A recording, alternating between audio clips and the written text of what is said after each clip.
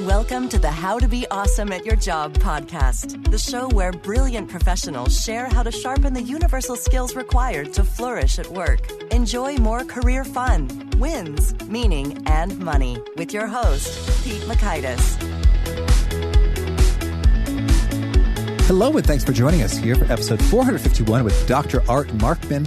Art is bringing it when it comes to cognitive science research insights to make you smarter at work, right up my alley, and I think yours too. So you'll learn 1, the secret to making a great first impression, 2, the pros and cons of high energy, and 3, the role of dissatisfaction in motivating yourself. So if you want to check out the show notes or the transcript or the links to items we've referenced, it's over at awesomeatyourjob.com/ep451. Now here's Art's story. Art Markman is a professor of psychology and marketing at the University of Texas at Austin. He got his SCB from Brown University and his PhD from the University of Illinois. Hey, before coming to the University of Texas, Art taught at Northwestern University and Columbia. Art's research explores thinking, and he is also the executive editor of the Journal of Cognitive Science and the former executive officer of the Cognitive Science Society. Art has always been interested in bringing insights from cognitive science to a broader audience, and to that end, he writes blogs for many sites, including Psychology Today and Fast Company. He consults for companies interested in using cognitive science in their businesses, and he's on the scientific advisory boards for the Dr. Phil Show and the Dr. Oz Show. So thanks to Art for hanging out with us, and thanks to our sponsors. Check them out. One sponsor to check out is Harvard Business Review. This brilliant magazine, published at hbr.org, is the leading destination for smart management thinking. Fun fact, HBR has been mentioned in 108 episodes of the show. That's because HBR has great stuff that comes up often. They've got explainer videos, podcasts, real-world case studies, and much more. I think of HBR each night that I put on my special orange glasses. Their article, Will Blue Light Glasses Improve Your Sleep?, revealed that those who wore them reported better sleep and a 7% improvement in work performance as compared to those who wore the sham glasses. So I cite HBR anytime anyone tells me that I look silly wearing them. Now, much of HBR's content is available for free when you sign up at their site. Subscriptions that get you unlimited content cost $10 a month. If you visit hbr.org/subscriptions and enter the promo code AWESOME, you can save 10% off of that subscription. Again, to save 10% off of your HBR subscription, go to www.hbr.org/subscriptions and enter the promo code AWESOME. And big thanks to our sponsor, Acorns. Acorns makes it easy to start automatically saving and investing for your future. You don't need a lot of money or expertise to invest with Acorns. In fact, you can get started with just your spare change. Acorns recommends an expert-built portfolio that fits you and your money goals, then automatically invests your money for you. NerdWallet.com, whom I love on these sorts of matters, gives Acorns a whopping 4.7 stars and says, quote, if you want to make the most of your spare change, there's no better place to do that than Acorns. Head to acorns.com/awesome or download the Acorns app to start saving and investing for your future today. And we got a legal disclaimer here. It may not be representative of all clients. Tier 1 compensation provided. Compensation provides an incentive to positively promote Acorns. View important disclosures at acorns.com/awesome. Investing involves risk, including the loss of principal. Please consider your objectives, risk tolerance, and Acorns' fees before investing. Acorns Advisors LLC, Acorns, is an SEC-registered investment advisor. Brokerage services are provided to clients of Acorns by Acorns Securities LLC, member FINRA/SIPC. For more information, visit acorns.com. Here is Art. Art, thanks so much for joining us here on the How to Be Awesome at Your Job podcast. Oh, it's great to be talking to you today. Thanks so much. Well, I think we're going to have a ton of fun. And I think first things first, I got to say ILL. INI. Lovely. It's great to have a fellow alum in the house. Yep. And I also understand that you play sax for a blues band. What's the story here? Yeah. So, in my mid-30s, I decided to take up the saxophone. Oh, cool. And, I'd played the piano as a kid and realized I'd never played another instrument because when I was in 5th grade and they demonstrated band instruments, I asked my mom if I could play the French horn. And she said, no, we have a piano. You play the piano. Okay. And I realized in my mid-30s it was no longer her fault. So I took up the sax. You can choose, and started playing in bands after I'd been practicing for about 10 years. And it's great fun. That's cool. Gets me out of the house in a healthy way. And what are the names of the bands? I love band names. So right now I've actually transitioned to playing with a ska band. Oh, wow. And we're called Phineas Gage. Oh, yeah. Who was a 19th century railroad worker who had a spike blown through his head and lived. That's right. Yeah. I don't know why I know that. Well, it's one of those random facts that once you hear it once, it tends to stick with you. But didn't he have some sort of a condition as a result of it that was studied by a lot of folks? Yeah, so one of the things, Antonio Damasio makes a lot out of this because Phineas Gage seemed to have trouble actually connecting the emotional experience of his life with the cognitive experience. And so it was easy to take advantage of him because that little spidey sense that goes off in most of us when we're dealing with somebody who's a little shady didn't seem to affect him. Intriguing. Yeah. Well, cognitive science is your cup of tea. And you indeed like to talk about applying it to, in your latest book, career advancement. Could you maybe orient us a little bit to, what exactly does the term cognitive science mean, and what are some kind of key concepts that make a world of difference in career advancement? Yeah, so cognitive science goes beyond mere psychology to say that if we're going to understand something as complex as a mind, we need to understand the science of behavior. That's where psychology comes in, but also how brains work. So neuroscience. It's useful to have some computation to think through how we might build an intelligent machine. And so robotics and computer science come in, as well as culture. So you get some anthropology and linguistics to understand how language functions. And so when you take that much broader based perspective, you get all of these different insights into the way the mind works. And I'm sort of a native-born cognitive scientist. My undergraduate major was actually cognitive science. And one of the things that does is it allows you to get more perspective on why you think the way you do. I like to point out that almost everybody I know has a mind, and almost nobody knows how that mind works. Mm-hmm. And yet, if you learn about the way your mind works, it can help you to do the things that you do more effectively. For example, one of the things that I talk about in the new book has to do with the way that you present yourself in a resume.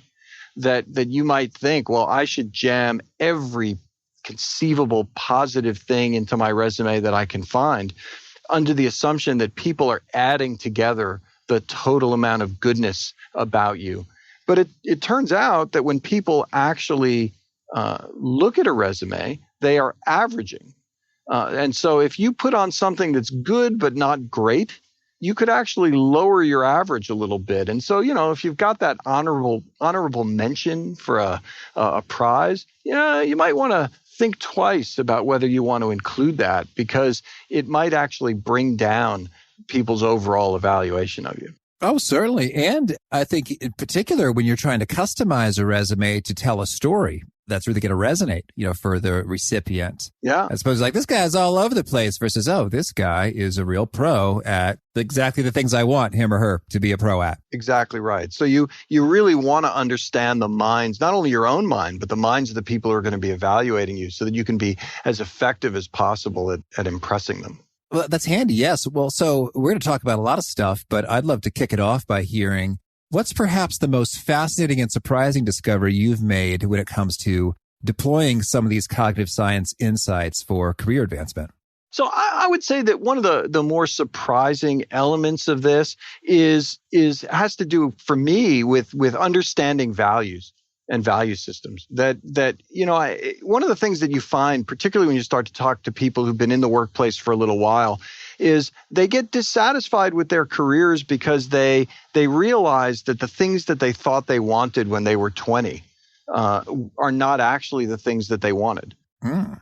And it becomes useful to begin to think about, well, what kinds of things do I value? Am I the sort of person who actually cares about prestige, or do I really care about helping others and being part of my community? And am I on a track to be able to do that?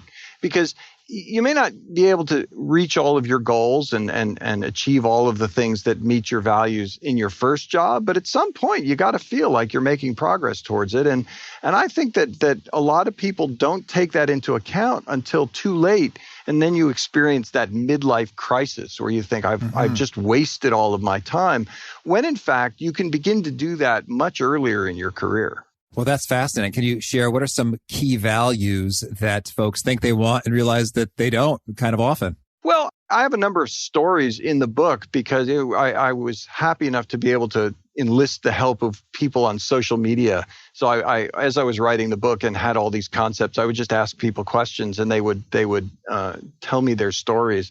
And I'll tell you two that were kind of fun. One is a guy named Brian who he finished college and really took a job that was going to pay well and give him some prestige. And he actually realized that was not what he wanted at all. And he left his job, went to do the Peace Corps for a while, and came back and really focused on jobs that were going to help others. That was actually something that he ended up being very passionate about. But there are other kinds of values. There's another story in the book about a guy who went into a session to talk about State Department jobs and walked out of a test that they took, and other folks were laughing at this one question about who would enjoy being in a war zone, and he realized actually he wanted that. He responded positively to that question and realized that adventure was a very important value for him. And he ended up fashioning a career that put him in a lot of dangerous places, but it was utterly exhilarating to him. So, we have different, some of us want enjoyment and adventure, and some people want stability and they want to know where their next paycheck is coming from. And some people want to be helpful, and some people really want to look out for themselves. And all of those things across the population are values that people hold. We get some of those from the culture around us, but particularly in the United States, we're given a lot of opportunity to really decide for ourselves how we want to live our lives. That's cool. And so you lay out, Shalom Schwartz That's right. crafted a set of values with 10 universal values there, from power and achievement and hedonism and stimulation, self-direction, universalism, benevolence, conformity, tradition, security. That was fast. Yeah. No need to dig into every one of them, but it's intriguing. You say that there's a couple ways you can go about clarifying your own values and what's most potent for you. And what are those? Well, the very first thing you want to do is actually to be aware of them, to be aware that there are these values, and to begin to ask, to what degree do these resonate with you? And there are scales that you can take. I'm actually going to be putting one up online for people who read the book to, if they want to actually test themselves against these values. But one of the things that I think is important is periodically throughout your career, not every week by any means, but maybe on that yearly basis, to ask yourself, well, how am I doing? Do I feel like I am doing the kinds of things in my work life often enough that I am making progress towards those kinds of goals? Or do I feel like my values are not being reflected at all in the work that I'm doing? Mm-hmm. That's really resonating for me as I'm thinking about my first job that resembled a professional job. It was an internship at Eaton Corporation, which a lot of people have not heard of, but it is a Fortune 500 company. It's a diversified industrial manufacturer. And I remember as I wrapped up that internship, I thought, you know what? This was pretty cool in terms of, I learned some things. My brain got tickled and challenged a little bit. There were some great people I enjoyed sort of seeing regularly. And I got home at a decent hour. And the option was there to return. But I remember walking away thinking, I think that this company could provide me, a satisfying, stable kind of career. But I really wanted a thrilling one. Yeah. And I went with strategy consulting after graduation. And then after some years of that, I thought, you know what? I want more autonomy. Mm-hmm. And I want maybe in between 40 hours and 65 hours, somewhere in that zone would probably be better, at that phase. And so it definitely connects that both of those opportunities were great. And it's just about seeing what's the best fit for you in life and what's going on. And it can change over time as well. Later in the book, I talk a little bit about another guy who, early on, was focused on developing that career and having that very stable career, but also one that had a certain amount of achievement in it. Then in the middle of his career, his wife got sick, and he needed to really back off and put his value on his family and on taking care of his wife and his kids. And then later in his career, after he went back to work, after she got healthy again and had some success and engaged those values again, and then decided he wanted to really help others and actually left the practice of law and ended up running a nonprofit for a while. That's cool. And so, you get these shifts over time, sometimes as a result of life circumstances and sometimes just as a result of changes in perspective as you see more things in your life. Mm-hmm. Cool. Well, we've already kind of gotten into some of the meat of it, but maybe to zoom out for a moment, what would you say is kind of the main thesis or big idea behind this book you got here, Bring Your Brain to Work? Yeah, so the idea is that if you think about your career, which is bigger than any individual job, it's that collection of things that you truly contribute as a result of the work that you do, and has this cycle of looking for a job and getting it, then succeeding at it while you've got it, and then considering whether to move on or move up. That cycle can be really informed, no matter where you are in your career, can be informed by understanding more about your mind and the minds of other people. And that this is stuff that we don't really ever learn in class. And most people, when they hit mid-career, realize that very little of what allowed them to succeed at work was something that they learned in a class in school. Mm-hmm. And so part of what I'm trying to do in the book is to bring more of the research around cognitive science to help people to learn some of those things that are critical for career success that they probably didn't get in a class. Oh, excellent. Well, thank you. We appreciate that effort in the world. And so, well, let's dig into some of the stuff then. We talked a bit about zeroing in on what you value and figured out how a job might align to that. But you've also got some pro tips in terms of acquiring the job using cognitive science insights, like in the midst of an interview.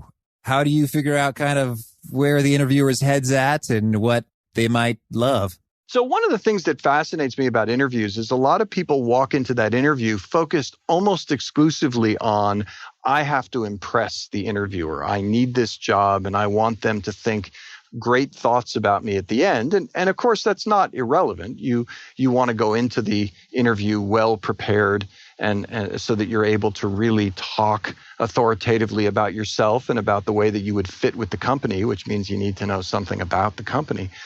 But what a lot of people don't do effectively is to realize how much they can learn about the organization that they're interviewing with as a result of that interview process. So, if you get totally stumped on a question, you might think to yourself, well, that's it. I've screwed this up completely.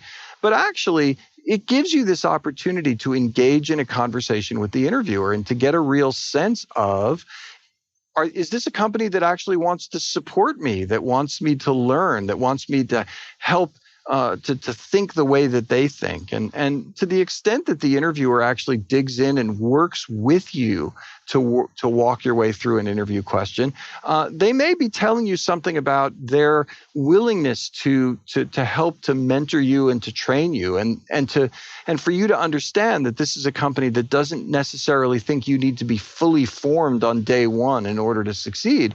On the other hand, if the company just brushes you off for not knowing the answer to a question, then well, they're communicating something completely different, right? And so you should be paying attention to that from the beginning to really understand, what am I learning about this organization through the interview process, frankly, through the negotiation process as well, where they're communicating a lot about what they value in the way that they treat you when you are trying to negotiate salary and benefits and things like that. Oh, certainly. Well, that's a great point there, is to, first of all, to broaden my question a bit, it's not just about impress. It's a two-way street. You're picking up intelligence on their side. Like, is this a good fit?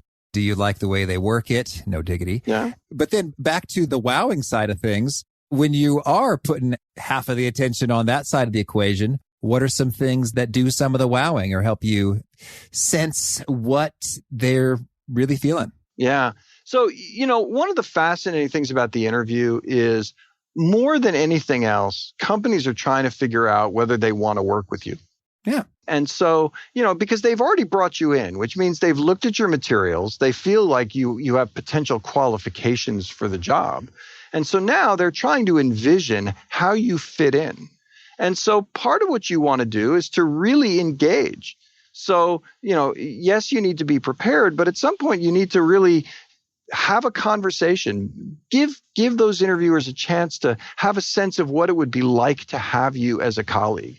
But to do it by putting that best foot forward, every once in a while you think to yourself, well, do I really have to put on an act for them? Do I really have to be my best self? And the answer is yes. You don't want to be, you don't necessarily need to show every single quirk in the interview. You know, those things that, right, exactly. Those things that people will find charming eventually. Maybe get them to learn to love you first. I've got plenty of quirks, Art, which is why I'm laughing over here. So do I, right? And it's fine. I think quirks are part of what makes us interesting in the long run. But in the short term, you want to put that best foot forward, and I think really, believe in what's called the halo effect. So the better the first impression that someone gets of you, the more charitably that they interpret every other thing that you do, because every behavior that you exhibit in the world is ambiguous, right? Are you brash and arrogant, or are you confident and assertive, right? Well, those could manifest themselves with almost identical behaviors. But if I like you already, I'm going to think of you as confident. Mm-hmm. And if I don't like you from the beginning, I'm going to think that you were kind of an arrogant jerk. Yeah. And so you really want to come out initially with, creating the best possible impression socially that you can in order to get people to feel like you'd be somebody that they really want to work with.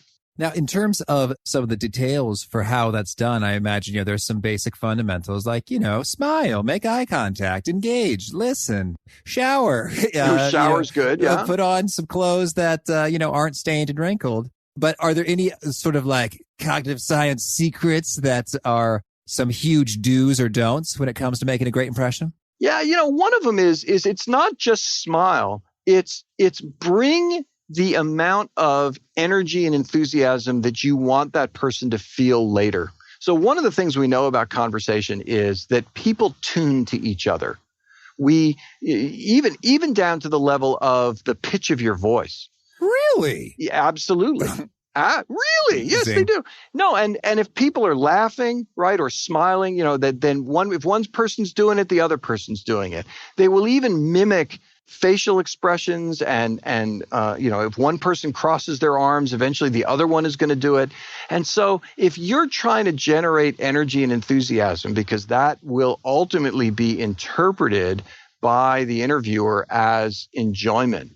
The fact is that the higher your degree of energy, the more invested you are motivationally in something.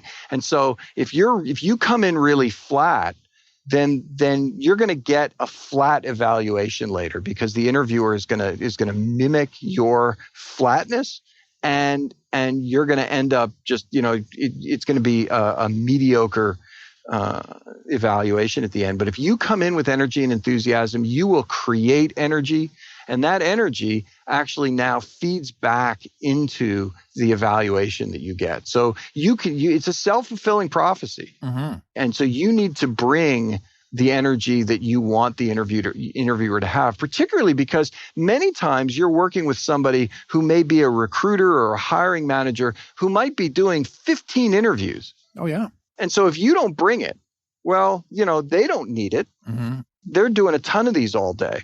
So you've got to make sure that you create the atmosphere that you want. And so, Art, I think that I am one of those people, I don't know how, if I'm in the majority or the minority here, that could overdo it, with regard to the energy. Like, whoa, that's a little too much. Like, are you a clown or a motivational speaker? Like, how do we think about it? When is it too much?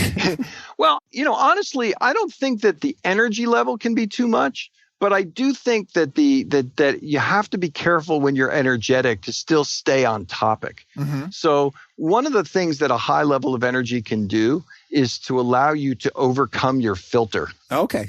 Oh, certainly. Right? Because one of the things that we know motivationally is that we have in our motivational system what you can think of as a go system that drives you to do things, and then a stop system that gets you to inhibit things that your go system says you should do that on sober reflection might not be such a good idea. And the more that you overload that go system, which is something you can do when you give yourself a tremendous amount of energy, the more you can override the brakes, which can potentially cause you to say something that you probably shouldn't have said in an interview. And so you don't, the danger with with too much energy is not so much the impact that it's likely to have on the interviewer, so much as the likelihood that it's going to cause you to do or say something that probably was not a great idea. Yeah, that's a good thought there, certainly. So, I mean, I imagine so long as you're keeping like your volume and gestures within a like normal, reasonable human dimension, and you're not just disclosing crazy, crazy things. I heard a story of a person who interviewed someone who they said, "Hey, how you doing?" They said, "Not well." And then he just went on to share quite the story of how his girlfriend threw him out of their apartment and his clothes were thrown out of the window. And he was trying to figure out a place to, I don't know, get a suit cleaned or something in the middle of the night. And it's like, okay, this is uncomfortable now. Right. I think the correct answer there would have been fine. Yes, exactly. Okay, that's handy. So great energy, but not so much that you are doing unwise things and short-circuiting the stop system there. So, well, now let's say, all right, you got the job and you want to apply some of these cognitive science insights to, let's say, communicate, collaborate, interact with your colleagues and clients better. Yeah. What are some of your favorite do's and don'ts there? Yeah, so one of the things to watch out for in the modern environment is that we do so much discussion with our colleagues that is mediated by text, whether it's email or instant messages or Slack or any one of these ways of communicating just through the words alone being sent through the ether. And the problem is human communication is really optimized because of our evolutionary history for a small number of people interacting face to face in real time. And the further away that we get from that ideal, the harder it is for us to communicate effectively with our colleagues. And that means that if you're going to do most of your communication with your colleagues via text, you need to go out of your way to create a certain amount of face time with them in order to establish a relationship so that they can read the tone of what you say more effectively. Because if I need your help with something and I poke my head into your office or over your cubicle wall or wherever it is and I say, listen, man, would it be all right if could you possibly make some copies for me right now? I'm running late and I'd really appreciate it. You can make a request of someone that imposes on their time and still demonstrates to them through the words that you use and your tone of voice and the look on your face that you understand what a big imposition it is and that you deeply appreciate what they're doing. When you say the same thing over text, it comes across as cold and as demanding. And so unless they can hear your voice in their head, then you're actually going to end up sabotaging some number of your relationships just because of the overuse of this kind of text. So we have to find ways to create that kind of FaceTime. And as it turns out, that is often more efficient because things that can take you 10 minutes going back and forth by email or instant message can actually often be resolved in about 4 seconds of real conversation. Well, and I love what you had to say there with regard to give them lots of experiences of the FaceTime, and then they can imagine in their own mind's eye and ear, what your facial expressions are looking like and what your voice is sounding like. And this reminds me when I was consulting, we had this client and we kept getting these emails back. We asked about, hey, we want some data like this. And then the client sent back some things. And we're like, oh, actually, hey, thank you. But, we'd really kind of want it like this. Yeah. and then, she sent some thing back and it had like some red letters in it. We're like, oh man, she's angry. Right. And they thought, why don't we just pay her a visit? I was like, hey, what's going on? Really appreciate you taking the time to help us, think through and share these things. We're trying to accomplish this and it'd be really awesome if it's possible to do that. She's like, oh, yes, absolutely. Certainly. I can get that to you this afternoon. Just like the sweetest thing. Right. And we're like, oh, thank you. And then it just sort of reinterpreted every email that we were like sweating over. It's like, oh, I guess maybe red is just a clear means of delineating and separating that text from the original email text and, black or blue, as opposed to I'm furious at you. Right. And it was quite the lesson. Yeah. Eyes opened. Yeah, no, we've gotten out of the habit of doing that. We think somehow it's easier to be doing everything mediated by text. So I really think, that's making sure that you create that relationship, I think is just critical for success. And we had Dr. Nick Morgan, a famed communications consultant, on the show earlier. And he said one great phrase to use often in like a phone call or sort of less rich, exchange is, how do you feel about what I've just said? Just to get it real explicit, like this may not have been conveyed. So let's figure it out. Yeah. That seemed pretty brilliant to me. Oh, yeah. And if I could add to that, one of the places where it's really brilliant in the modern environment is when you're dealing with people who have a different cultural background than you do. So we live in a world in which we may not just be working with people in another state, but they might be halfway around the world. And there are big cultural differences in what people will generally say to each other and what kinds of things they give voice to. And sometimes you just need to be really explicit with people, including, I need to know exactly what you think of this.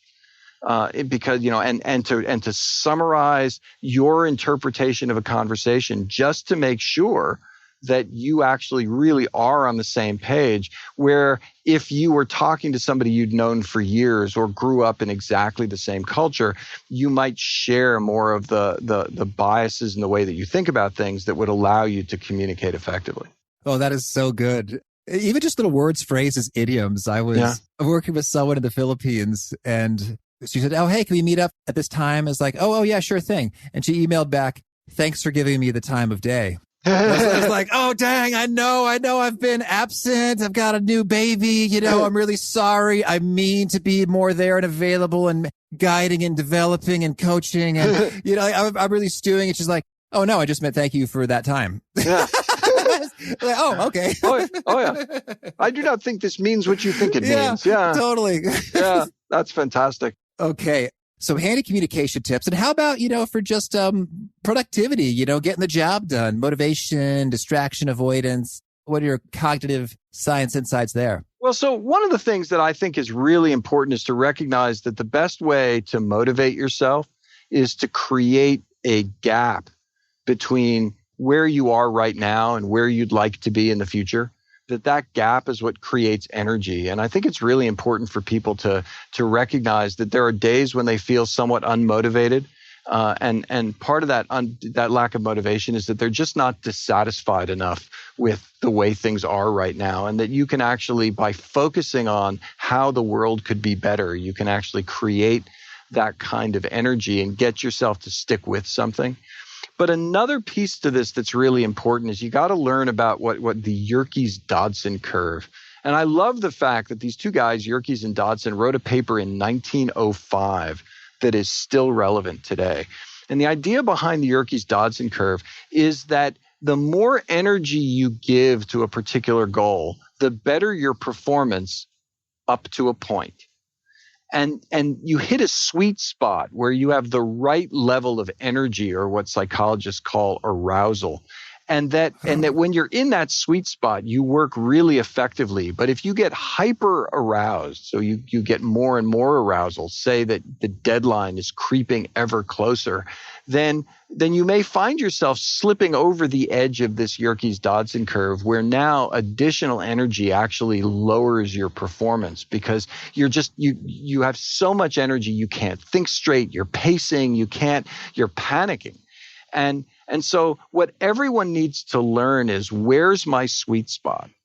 Because, that's what helps us to figure out, will I get stuff done ahead of time? Do I need to have a small thermonuclear device detonated beneath my chair before I can get anything done?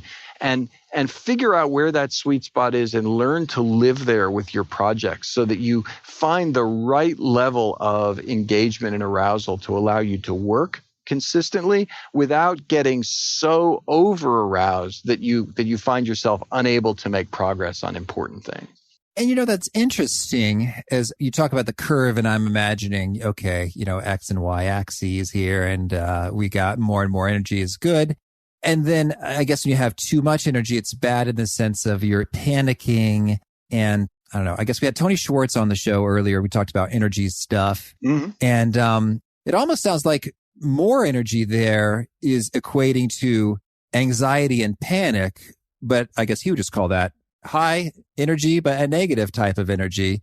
Can you have too much what he might call high positive energy in terms of, I'm really, really, really excited about this? Can you be too much of that? Yep, you absolutely can. Because even with too much positive energy, you end up pacing, right? I mean, that energy creates actual energy for you that needs to dissipate. And if you're sitting there trying to work at your desk and you have so much bubbling positive energy that you need to pace around, you're not being particularly productive in that moment. Mm-hmm. And so you find sometimes people so excited about something that they need to get up, walk around, get it out of themselves so that they can calm down and actually get work done, even when that energy is really positive. I know, over the course of my career, I've had times where I felt like I had just figured something out. And in that moment when I figured it out, I couldn't write it. Yeah. I had to like quickly say it into a recorder or something, and then walk around for a while, like calm down, and then I was in a place where I could actually write about it. So yeah, it's overall energy level, even if it's positive. So panic obviously it can be negative energy, but just being hyper aroused in general, creates terrible performance. And you even see this in athletes, right? When they're so jazzed up about something that they actually can't coordinate their motions. Mm-hmm. And so then with the Yerkes-Dodson curve, then is that kind of like different activities or tasks will have different curves where some things are better suited to lower energy states and others higher energy states? It seems to be that everyone's got a sweet spot, and that sweet spot seems to be pretty similar across tasks, but different people will differ in their resting levels of arousal. So some people are naturally very high arousal people. And so they are the ones who start a project 6 weeks before it's due. And then there are the people who are very low arousal who really need to have a cattle prod taken to them before they start getting anything done. And what's really tough is when you have a high arousal person working with a low arousal person, because that high arousal person gets a whole bunch of stuff done ahead of time. And then they hand it off to the other person who does nothing with it till the last moment, sends that back to the other person 10 minutes before it needs to be submitted, and that person is a pool of jello on the floor at that point because they're just so over aroused by the deadline. So you have to find ways for people to work effectively together when they have different resting levels of arousal. And do you have any pro tips in terms of you would like to amp up or amp down your arousal in a given moment for a task at hand? How might you do that? So to amp it up, one of the things that's useful is to create things like false deadlines for yourself, and to do things that really say, there's a reason why this has to get done right now, or really amp up your sense of how important this is to get right. When you're trying though to calm yourself down, it really is, doing the kinds of things that help you to dissipate energy, which could be, going out for a walk. Or it could be deep breathing exercises, right? Because those are the kinds of things that will actually calm you down. And really what you're doing is trying to create some sense of distance between yourself and the goal that you're engaged with, so that it feels mentally further away. Mm-hmm. Well, yeah, I want to talk about that next. Is that point you made about creating a gap between where you are and where you want to be? How is that done in practice? I imagine it boils down to, hey, you set a goal and maybe some of this visualization stuff, it really is worthwhile. How do you think about creating that gap and that energy? Yeah, so there's a lot of really nice work in psychology, some of it done by Gabrielle Oettingen, that talks about essentially the role of creating fantasies. And not in the kind of parlance that we often think about, I'm fantasizing about this, but really in the sense of creating that vision of the future of here's what I could accomplish, or frankly, sometimes here's what will go wrong if nobody does anything. And to really elaborate on that mentally, to think about how much better or worse the world could be, and to use and then to explicitly contrast that with the present. So you develop this vision of the future, and then you compare it to where you are right now. And it is that act of creating that contrast that actually generates that sense of the gap and that energy that comes along with it. Okay, cool. Could you maybe walk us through an example there? Yeah. So, for example, think about, suppose you've kind of stagnated in your job, but you can't really motivate yourself to go look for another one. Okay. right? Now, so what could you do? Well, one of the things you could do is to begin to think about, well, let me imagine a little bit more about what my ideal job would be. What are some of the tasks that I would be doing in my day-to-day life that I'm not currently able to do? And to really envision that clearly, and then contrast that with the job I have right now, and to really begin to compare that and say, whoa, here are all the ways in which my current job is not ideal. And what that does is it generates dissatisfaction, and that dissatisfaction is motivating. So it turns out that when you're utterly satisfied in life, what you tend to do is fall asleep. Mm-hmm. And so you have to generate a certain amount of dissatisfaction in order to be motivated to do something different. And can you overdo it in terms of like you're suddenly zapped of gratitude and bitter and anxious about how crappy everything is right now? Well, you can overdo it, but mostly the way that you overdo it is by creating gaps that are not bridgeable. Okay. So I'm a big believer in what I call the bridgeable gap, which means not only do you need a sense of the gap between present and future, you need to believe that there is a plan, a set of actions that you're capable of performing that will get you from here to there. And as long as you feel like you're on a path that will help you to narrow the gap, then focusing on that gap is not a bad thing because you have agency. You believe that you are the author of your future. But when you believe that there's no path from the present to the future, well, then creating that gap creates that sense of bitterness and resentment because now you feel like, well, I'm stuck here. Mm-hmm. I have no control over the circumstance.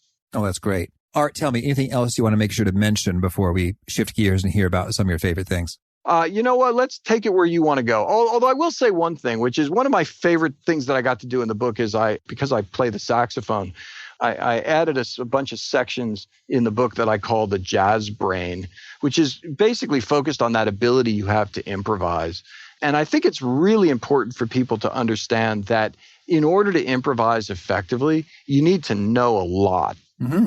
I think a lot of times people feel like, no, there's a curse of knowledge. If I know too much, I'm going to be constrained. But, the people I know in any field, whether it's music or anything else, the people who are best able to adapt to a circumstance on the fly are actually the ones who know a ton of stuff, but are willing to apply lots of different knowledge to a situation. Mm-hmm. Lovely. Well, now could you share with us a favorite quote, something you'd find inspiring? I grew up in Edison, New Jersey. And that's the place where he strung up light bulbs. His lab was actually not in Edison, or what became Edison. But Edison once said that genius is 1% inspiration and 99% perspiration. And while we could probably quibble about the percentages a little bit, I think there's something important about this idea that a lot of our success is about the work we do. Some people are more talented at something than somebody else is, but most of the difference in performance between people comes down to doing the right kind of work. And the reason that I've spent so much time in my life over the last 15 years really trying to bring more cognitive science to other people is because I believe that the more you understand about minds, the more you can put in the right kind of work that can help you to be successful at the things you want to do. Mm-hmm. Lovely. And how about a favorite study or piece of research? One of my favorite pieces of research that I talk about a lot comes from a buddy of mine named Frank Kyle at Yale. He and one of his students, Leonid Rosenblit, did this set of studies on what's called the illusion of explanatory depth, which is this idea that you believe you understand the world better than you actually understand the world. And so they did this by having people describe various household devices that they thought they completely understood, and only to have people discover that there were significant gaps in their understanding about the way the world works. And it turns out that this kind of knowledge about the way the world works, what psychologists call causal knowledge, is the stuff that allows you to do new things in new ways. And so when you lack that knowledge, then all you can do is execute procedures in your work. You can't really try a new thing. And if you're unaware of what you don't know, then it means you can't work to improve the quality of your knowledge. So I really find that study to have a profound impact on the way people should treat their knowledge. Mm-hmm. And how about a favorite book? Gosh, I love books. And so there's so many, but lately I've been reading quite a bit about small towns of different kinds. I'm just fascinated I'm an urban kid, born and raised, and I'm living in Austin, Texas right now. It's a beautiful city. But lately I've been reading books like Our Towns and Hillbilly Elegy and things like that, just trying to wrap my head around what it's like to grow up in a place very different than the one that I grew up in. And I think that's important, right? I think so much of the way we understand the world is by filtering it through our own experience, that it's really important to find people who've characterized a world that's different from the one that you grew up in, whether it's different within the country you grew up or outside of it, as a way of helping you to recognize that not everything that you do is a human universal. Mm-hmm. And how about a favorite tool? Something that helps you be awesome at your job? Gosh, I love word processors. It's so, and it's a funny thing, right? I mean, I think we don't appreciate some of the simple tools that are in front of us. But, if my 7th grade teacher knew that I wrote for a living, I think she'd be in hysterics because of how much I hated writing as a kid. But just having that ability to put stuff down and then edit it easily is such an important thing. I think very few people value the editing process enough. And having just a tool, whatever your favorite word processor is, to have that in front of you to be able to edit is such an amazing thing. Because, most of us look at good writing and we think, wow, I could never write like that. And what we really mean is, I could never write like that the first time that something comes out. And what we don't realize is nobody writes well when something just pops out of them. What you're seeing is the result of getting something out, crafting it, polishing it, rearranging it, deleting, starting over, and then you only get to see the final product. So yeah, to me, it's just what we're able to do with a simple word processor is just, to me, absolutely amazing. Mm-hmm. And how about a favorite habit? Favorite habit in the workplace, would have to be that when I come into work, I triage my email. I answer the 3 emails that absolutely have to be answered, and then I shut my email off for a half hour and do something else that matters.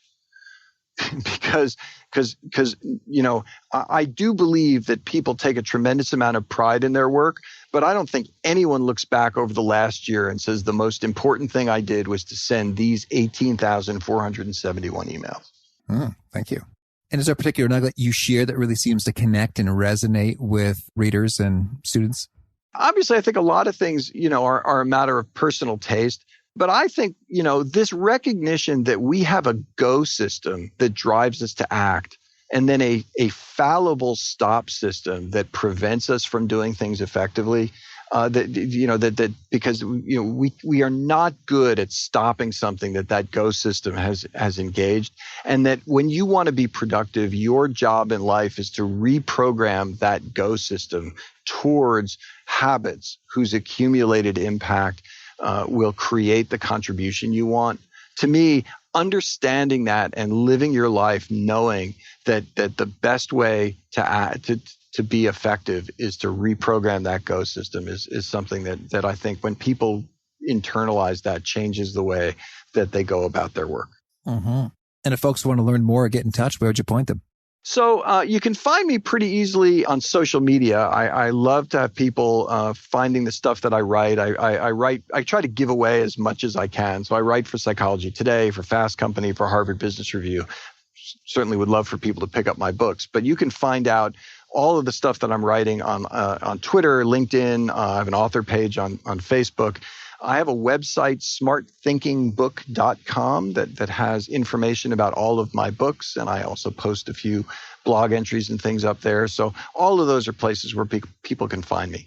And do you have a final challenge or call to action for folks seeking to be awesome at their jobs? Yeah. I think that the most important thing that you can do is to recognize that it is always about what you're going to learn next, that no one is completely ready for the job that they have. And that, and as I said to my oldest son when he was first going out on the job market, I said, if you're completely prepared for the job you apply for, you aimed too low. And so we should think about our work lives as a constant opportunity for growth and challenge. And that when you do that, when you look for the next thing that you can learn, then it continues to open up new worlds and new possibilities. Because as I say at the very end of the book, bumper sticker wisdom tells us that no one on their deathbed says that they wish that they'd spent another day at the office. But honestly, the people I know who look back on their careers with fondness are the ones who feel like they really accomplished something over the course of their years, and they are justifiably proud of the work that they did. Thank you for that. That's nice. Nice thought. Nice final words. Art, this has been a lot of fun. I wish you and the book bring your brain to work. Lots of luck and keep on doing the good stuff. Well, thanks, Pete. It's a pleasure talking with you today. I really love what Art had to say about you can't bring too much energy, but you can be in trouble if your high level of energy impedes your stop system and then you do something stupid. This reminds me of a time I was in high school. I was with my buddy Ronnie, and I very stupidly was riding on the hood of his car, not very fast, maybe 10, 15 miles per hour. It was so exhilarating and fun. We were laughing. And I had this sense that it would be a fine idea to hop off of this car and keep the running going.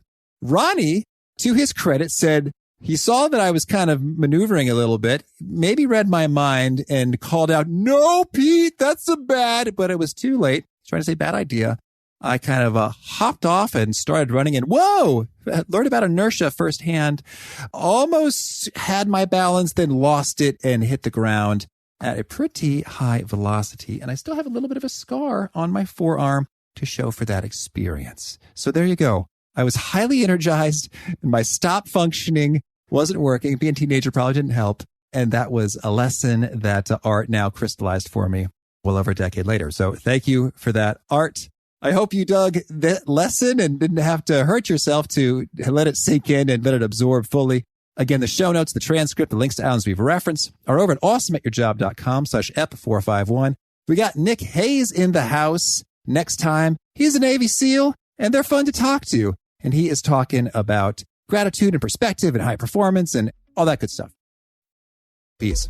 Thanks for listening. To get the most out of the show, we recommend 2 key things. First, check out the extra resources at awesomeatyourjob.com. You can find this episode's transcript and links, as well as the perfect episode for your situation. You can search the full text transcripts of hundreds of episodes or explore episodes tagged by topic and competency covered. Second, subscribe to the podcast and get future episodes automatically. You can subscribe by telling Siri and several other smartphones and speakers, subscribe to the How to Be Awesome at Your Job podcast, or by tapping subscribe in your podcast player of choice. If you'd like some extra help figuring out podcasts and how subscriptions work, visit awesomeatyourjob.com/subscribe for guidance. Hope to catch you on the next episode of How to Be Awesome at Your Job. Look around. You can find cars like these on AutoTrader, like that car riding your tail.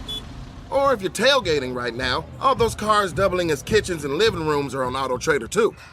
Are you working out and listening to this ad at the same time? Well, multitasking pro, cars like the ones in the gym parking lot are for sale on AutoTrader. New cars, used cars, electric cars, maybe even flying cars. Okay, no flying cars, but as soon as they get invented, they'll be on AutoTrader. Just you wait. AutoTrader.